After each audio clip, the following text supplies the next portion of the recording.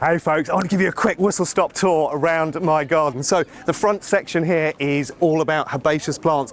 Beautiful mix of different kind of oranges and blues blended together, and then a mass of grasses. Multi-occupancy birdhouse up there, and our beautiful roofs for autumn colour. Coming through here, you've got the cedar roof, that lovely detail, pond strip through the front here, and our little kind of homely garden hangout. Coming over to this other side here, we're now into a completely different palette. Loads of burgundies and whites and dark tones, which then takes us on to the brassicarium, protected area for growing the cabbages and broccoli and the like. Then we're into the raised bed section. All these are completely interchangeable. Loads of different things growing, herbs, tomatoes, cabbages and the like. We've also got sweet corn. We've got our burnt out barn over there, which has got a dining area underneath. We've then got our compost heaps and a little potting shed at the back. We've got a productive area here, which is all about growing these nuts for use in the garden. So creating frames and sticks and the like, and then coming back round to the potting shed, and finally back to our multi-occupancy birdhouse. And there it is, the plant-based garden.